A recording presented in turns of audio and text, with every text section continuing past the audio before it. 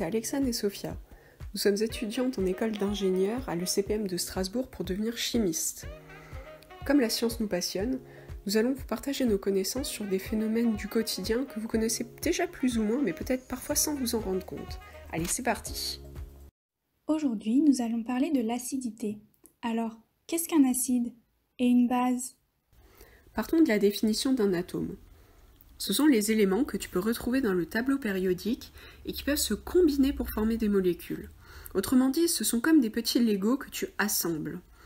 Chaque atome est composé d'un noyau où se trouvent les protons, qui sont les charges positives, et les neutrons, qui sont neutres. Et autour du noyau se trouvent les électrons, les petites charges négatives. Il y a autant de charges positives que de charges négatives pour qu'elles se compensent, et donc que l'atome soit neutre. Pour savoir ce qu'est un acide, il va falloir introduire la notion d'ion. C'est facile, un ion est un atome qui gagne ou qui perd une charge négative. On va donc écrire l'atome avec le nombre de charges qu'il a perdu ou gagné. Ici, tu peux voir que l'atome perd une charge négative.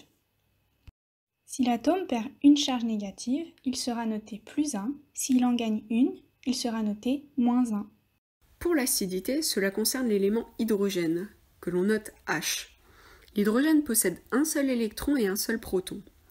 Lorsque l'hydrogène est associé à d'autres atomes, comme les Legos, son électron peut être capturé par un autre atome qui est plus fort que lui.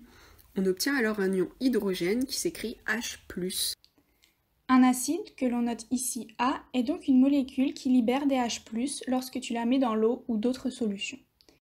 Si l'acide libère beaucoup de H+, alors on parlera d'acide fort, sinon on appellera ça un acide faible. Pour mesurer l'acidité d'une solution, de l'eau, du vinaigre, des produits ménagers que tu as chez toi, il suffit de compter les H+ présents dans cette solution. La méthode utilisée est de compter le nombre d'H+ dans 1 litre de solution par paquet que l'on appelle des moles. Une mole équivaut à 6,022 et des brouettes fois 10 puissance 23 entités, ici des H+. C'est beaucoup. Cette méthode permet de définir une grandeur qui s'appelle le pH, relié au nombre de paquets, donc de moles, de H+. Grâce à cette notion, tu peux savoir si une solution est acide, basique ou bien neutre.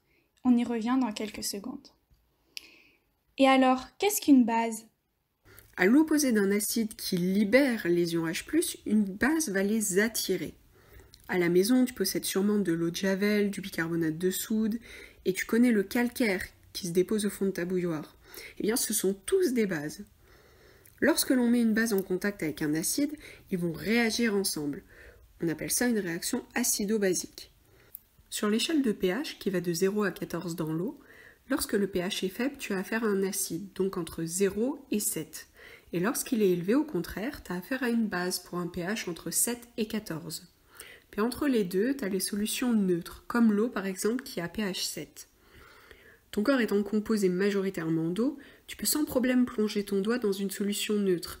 Mais si c'est de l'acide ou bien une base, alors il faut faire très attention à ne pas y toucher.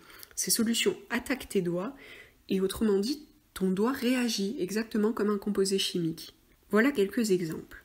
Donc au centre, on a les espèces qui sont neutres, à pH 7 comme l'eau par exemple. Elle n'est ni acide ni basique. Sur la gauche, on a les espèces qui sont acides. Donc quand on est très acide, on a par exemple du citron, à cause de l'acide citrique qu'il contient. L'eau de Perrier par exemple est légèrement acide également à cause du dioxyde de carbone qui est dissous dedans, les bulles en fait. De l'autre côté, du côté droit, on a les espèces qui sont basiques. Une des espèces les plus basiques, qui est présente dans le desktop par exemple, c'est la soude. Cette espèce a un pH de 14. En un peu moins basique, on a la poudre à lever, qui est du bicarbonate de soude. Et entre les deux, on peut trouver par exemple l'eau de javel, qui est bien connue et qui a un pH 11. Pour connaître le pH d'une solution, on peut utiliser du papier pH qui se colore en fonction de l'acidité de la solution. On peut également utiliser des espèces appelées indicateurs colorés, car elles changent de couleur en fonction du pH. Le chou rouge, par exemple, est bleuté lorsque le pH est neutre, donc aux alentours de 7.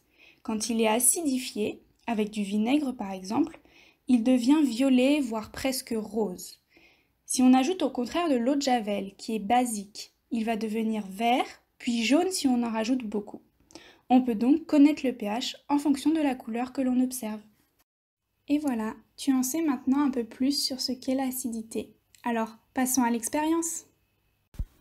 Pour cette expérience, on va donc avoir besoin de vinaigre blanc, qui est un acide, et d'un bout de craie, qui est du carbonate de calcium en fait, et le carbonate est une espèce basique. Pour commencer l'expérience, il suffit de plonger la craie dans le vinaigre. Et on voit que tout de suite, le vinaigre commence à attaquer la craie et à la dissoudre. Ce qui se passe, c'est en fait une réaction acido-basique entre l'acide et le carbonate qui est la base.